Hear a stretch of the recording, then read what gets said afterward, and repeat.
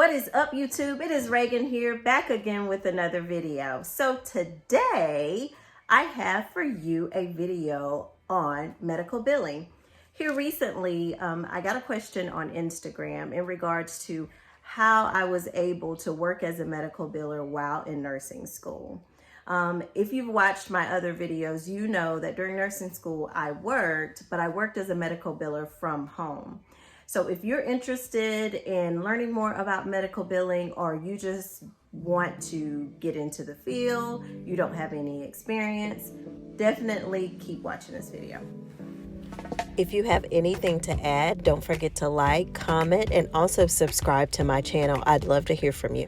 As a former medical biller, the first thing that I would tell you to do, that if you do not have any experience in medical billing, definitely you need to revamp your resume, okay? Most of us have created a chronological resume, which kind of highlights your jobs in the order that you've worked them.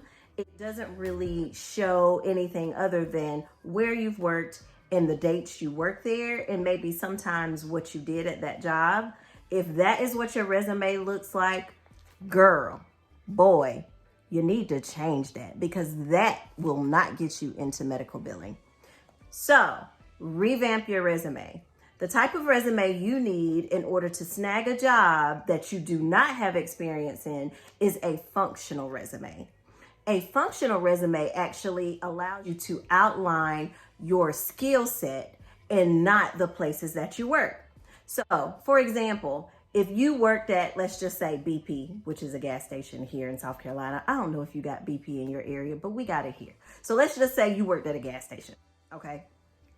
And you were the cashier. As cashier, you had to A, batch every night and keep count on your till. You had to B, stock the shelves. You had to C, greet customers as they arrived to the gas station. And also interact with management on the things that you need for the store, or the things that maybe you were out of. So in a functional resume, you wouldn't just say, hey, I worked at BP. You would actually pinpoint that, hey, I have customer service skills, and you would outline how you did that at the gas station. You can say, B, I have accounting skills, because B, I, kept tally of my till. I had to batch every night. And you wouldn't say it in those words, but you get the idea of what I'm saying. So as we work these jobs, we actually are gaining skills. It doesn't matter what type of job it is, right? It doesn't matter where it is. Along the way, you're picking up skills, and that is what you want to show your employer, okay? Especially if you don't have any experience. So step one for you is to revamp that resume. Keep watching. Okay, so now that you've revamped your resume, let's go ahead and mosey on into step two. So what you want to do is to jump on Indeed and definitely look for jobs that are labeled billing specialists, or jobs that are highlighting registration, okay? And you can simply just type it in, billing specialist, registration, jobs like that, or receptionist for an office. Sometimes if you want to really just get your foot in the door in any office, a lot of places will allow you to do it through a receptionist position. So specifically with registration and billing specialists, you do not have to have any experience in order to snag jobs in those fields, okay? It's pretty much an entry-level job that kind of teaches you more about medical billing. So in registration, you're getting insurance cards, you're documenting people's demographic information. What is their address? What is their phone number? You're paying attention to detail, making sure that you put that information in their system correctly. Because if you know anything about medical billing, you know that it's very detail oriented. So you have to pay attention to detail.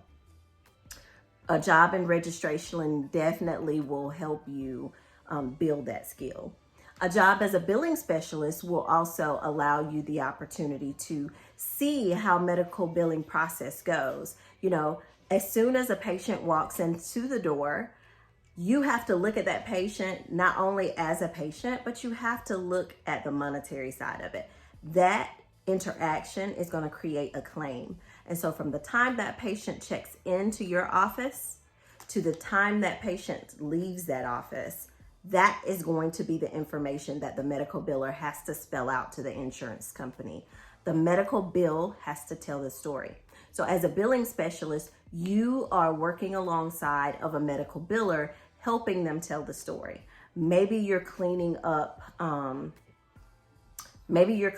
denials. You're seeing why claims are denied. And so the medical biller will kind of explain that to you and kind of give you training along the way to help you be able to identify what's wrong with claims, okay? Contacting insurance companies. Medical billers and coders typically don't have a whole lot of time to be on the phone if they have a billing specialist. They will maybe, give that to the billing specialist to do. You make the phone calls, find out what's going on. Once you figure that out, hand me the claim, get me the information, and I'll go ahead and put it on a HICFA and get it sent. So it just depends on, the place that you work. So getting a job in registration or either as a billing specialist would be key in breaking into the medical billing world. So if you've watched this far, you're really eager and you really want this. So I'm going to tell anybody that I know that if you're really eager and you really want something, you got to have a paper behind your name. I'm sorry. I know in this day and time, people think, oh, well, you ain't got to go to school. No, you don't have to go to school, but you got to have a skill. And in order to learn everything about that skill, you need some type of education in the field.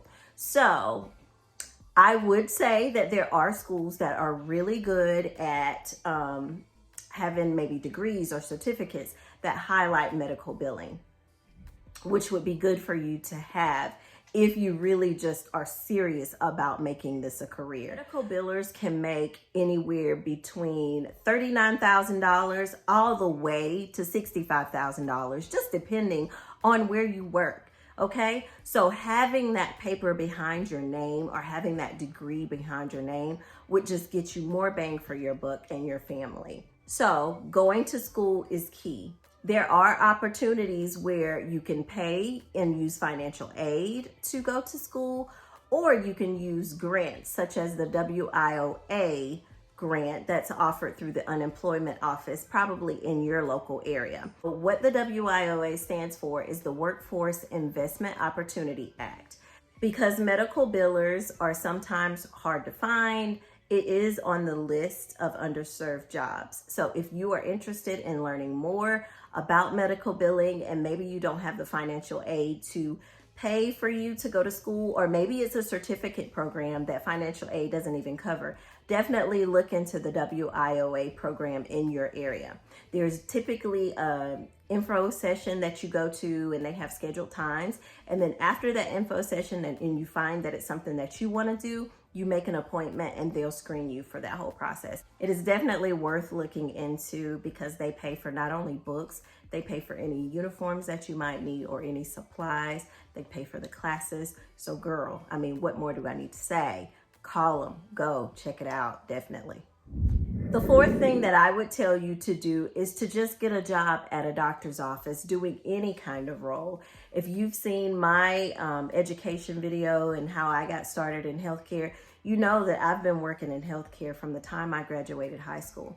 My first job was at a busy OBGYN office and I started out as a telephone operator. I answered the switchboard for 7 doctors. And from that position, I moved up to receptionist, then to cashier, then to medical billers. So getting into that doctor's office and doing well in your role, and also finding a mentor in that office that actually does work in medical billing, that's willing to teach you the ropes, is also key. I had another job where I had a group of women that I worked with that were very pivotal in helping me understand a lot about the medical field.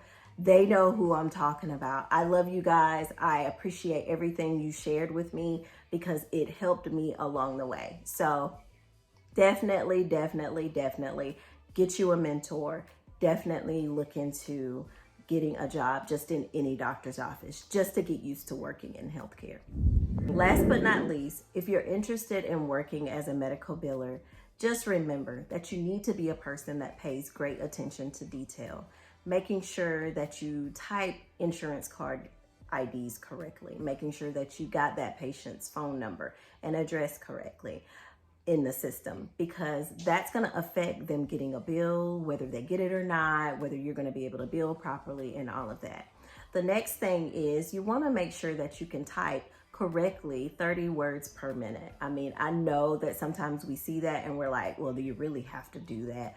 Well, yes, because a lot of times doctors are seeing 40 patients a day. If you got 7 doctors, you do the math on that. There's a lot of people in and out of doctors' offices. And so you need to be swift and able to, you know, keep up with what's going on throughout the day.